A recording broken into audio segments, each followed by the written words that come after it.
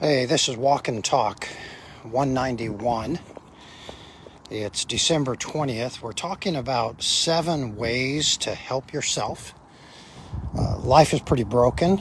We gave the first way to help yourself last Thursday, and that was God hates pride. Today we're going to talk about God hates lies, not telling the truth. The Bible says this in Proverbs chapter 6, verse 16. There are 6 things the Lord hates, 7 that are an abomination to him. Haughty eyes, that would be pride, number 1. A lying tongue, lies, number 2. Hands that shed innocent blood, that would be murdering the innocent, number 3. Number 4. A heart that devises wicked plans, and that's just planning to hurt someone. Number 4. Number 5, feet that run rapidly to evil, and that is the idea of gang violence or revenge. Number 6, a false witness who declares lies. That's lying under oath. You swear you're telling the truth, but you lie. And number 7, the one who spreads strife among friends, brothers, family, close associates, people that you know. You lie about people that are close to you. Let's talk about God hates lies. Notice it says a lying tongue. So we're talking about the words that come out of your mouth. You have the privilege of controlling your mouth. You can choose not to say something. You can choose to say something. Notice that we're talking about words, and then lying or false or not true, or words that manipulate, words that scheme, words that fraud. Our world would be a better place if I only spoke the truth.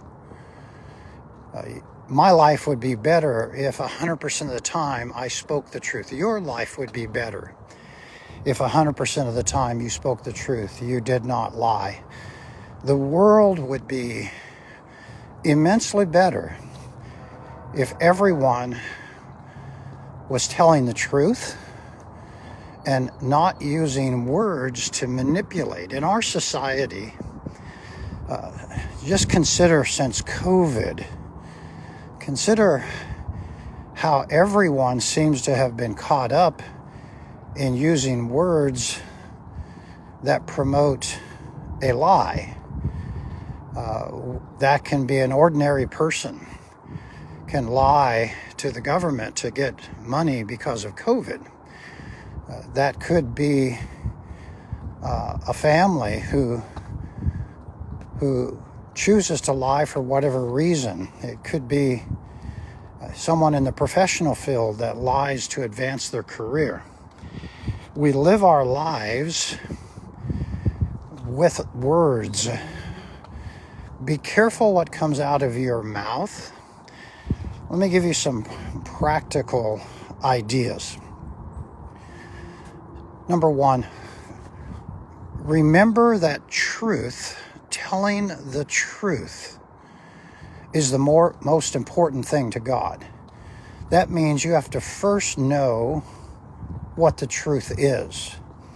So if you're going to say something, you must first evaluate to make sure you're not lying. So, number 1, discover the truth in your mind, in your brain, in your heart. Research before you let a word comes out of your mouth. Discover the truth. You don't want to say a lie. You want to only say the truth. So discover in your mind what the truth is. Don't get caught up thinking a lie. It's easy to have a false management system. You can think a lie. You can let that lie control you by thinking that lie, that falsehood in your brain. That false statement, that false thought can ruin your life. You can dwell on a lie in your brain. You can just saturate your heart and your soul and fixate on a lie, and that can make you sick. You probably have heard of the term psychosomatic. What we think in our mind, psychology, can make our bodies, psychosomatic, sick. I'm just simply saying to you, number one, make sure in your mind, before you say a word, you know what the truth is. If you don't know the truth, don't say anything. Do more research. So research your thoughts. And then the next suggestion is research your words. A lot of people say things they wish they could take back. I'm suggesting to you, before you let the word come out of your mouth, make sure it's the right word, an appropriate word. A lie can be just simply because we chose the wrong word. Once the word gets out of your mouth, you can't take it back. Be careful in your research, in your mind, to discover the truth, and then research and be careful to use the right word. There are synonyms that you can use, but make sure you're using words that are accurate, words that tell the truth, or you can mislead someone. You can say something that's partially true, but not all true. So research your words.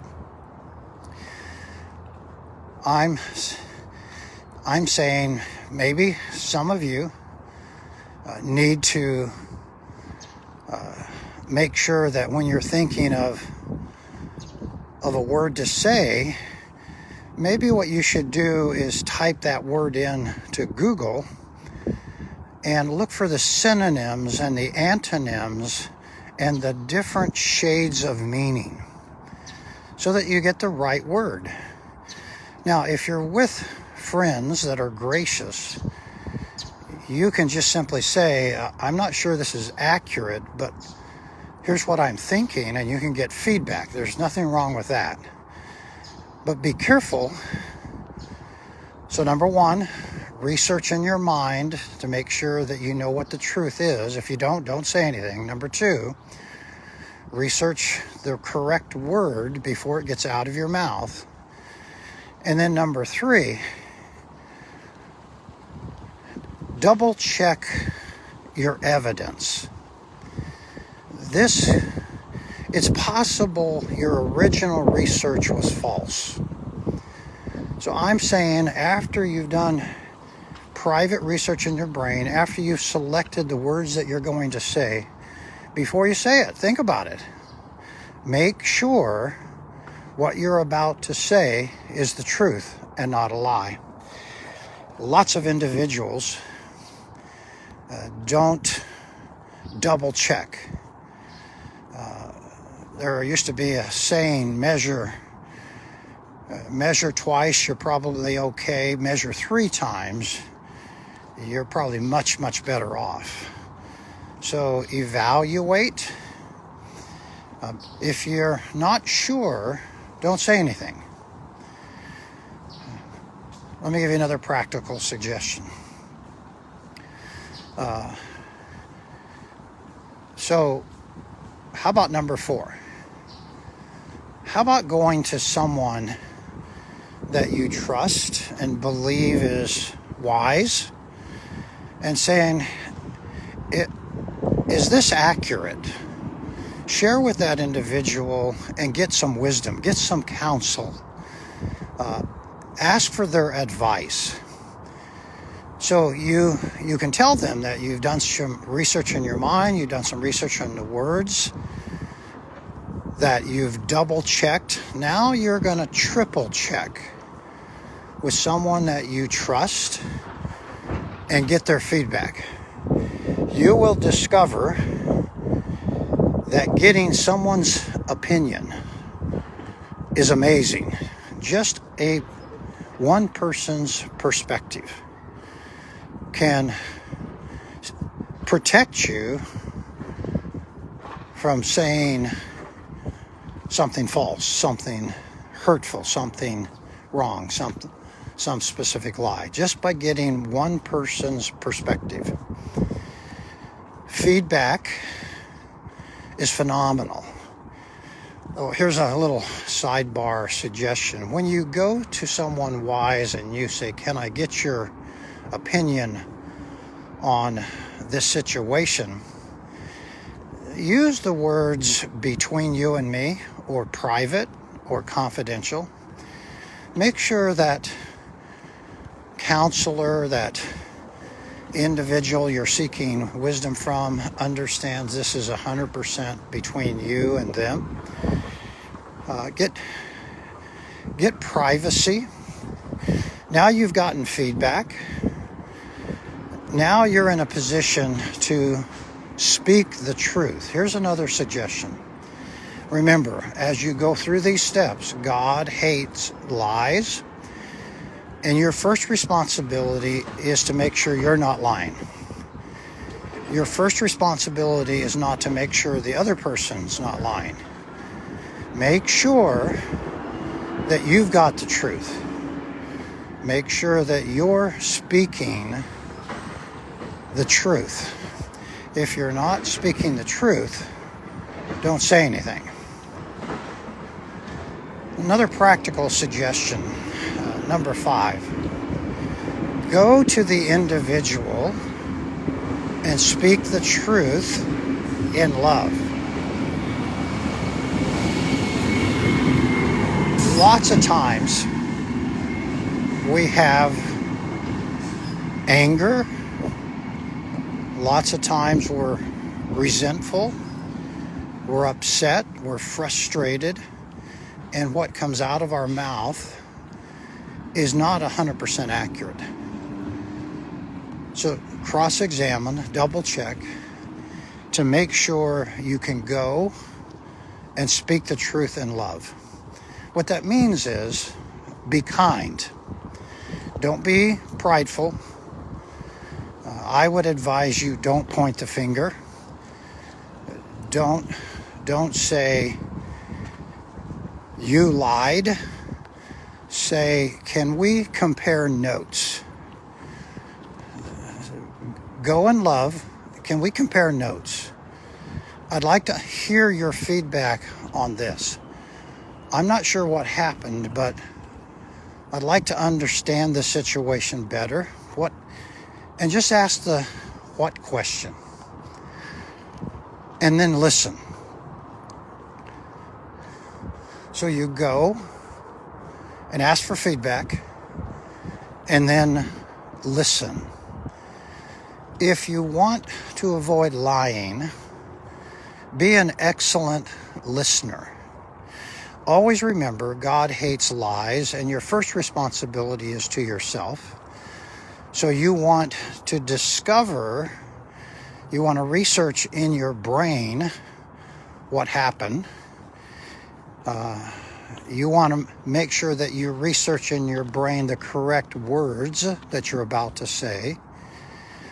You want to make sure that you double check, triple check, make sure that you go in love, not revenge, not bitterness. You want to make sure that you go and ask for feedback about your concern. It's amazing how we present our concerns, the package, how we deliver our concerns will help you or hurt you. It's easy to be provoked. It's easy to be touchy.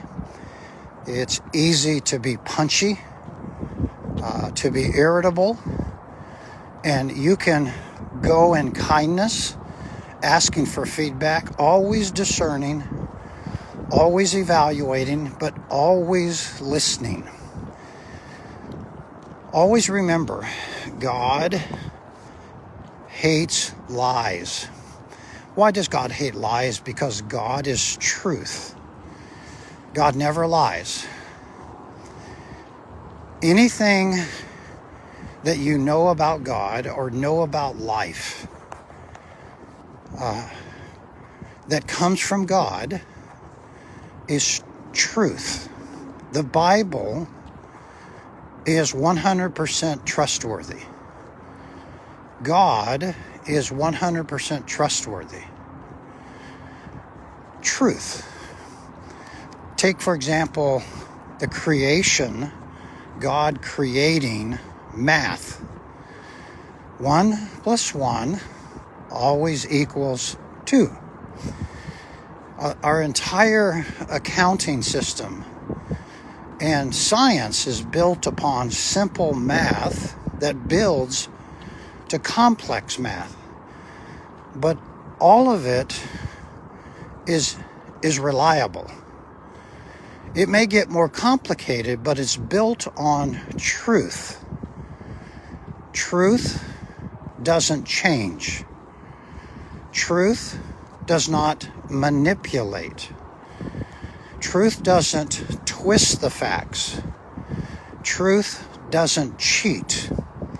Truth doesn't fraud. Truth doesn't scam. Truth doesn't lie. God never lies. Use your life to be a person of integrity, veracity, credibility. You'll enjoy your life much better. You'll look in the mirror and smile because you're living the truth. You're thinking the truth. And when necessary, you speak only the truth. God knows at all times every lie. Every lie that I've ever thought or said, He knows. He's also willing to forgive when I acknowledge the truth. God is willing to show mercy, show grace. So when you go and speak the truth in love, you be gracious, you be merciful, but don't lie. Don't compromise. Hold to the truth and state the truth and let the chips fall where they may. In our world, in our culture, whether it's TikTok or whether it's Facebook or whether it's whatever social media, people tend to shade. They tend to not do their research. We use social media to hide and not speak only the truth, only in love. I'm encouraging you to enjoy your life. You can help yourself. You can help others. You can have fewer burdens, a clean conscience. You can enjoy not being bitter because you've identified the truth. You can rest on the truth. Jesus is the truth. You want to know someone who only speaks the truth? Study Jesus in the Bible. Matthew, Mark, Luke, and John. Jesus is truth. Jesus said, I am the way, the truth, and the life. Jesus said, this is the truth. God sent him to speak the truth. As we approach Christmas, can I encourage you? Enjoy the truth of Christmas. God sent Jesus. Read Luke chapter 2. God sent Jesus on a mission. He was born to Mary and Joseph, lived some 30, 31, 32, 33 years, and was crucified and knew what was going on. That was his mission. 11 o'clock and 11 o'clock this coming Sunday, and worship with us at 4 o'clock and 6 o'clock this coming Sunday for Christmas Eve candle lighting service. It's a great day to smile, because you can live and walk in the truth. You can contact our church, First Baptist Church, Tempe, Arizona, 480-839-0926. We're at the corner of McClintock and US 60 in Tempe. You can go to our website, fbc-tempe.org, and discover more about us. If you want to call the church and ask for help, just ask for one of the pastors. You can ask for me if I'm available. I'm happy to help out. It's a great day not to lie. Speak the truth and help.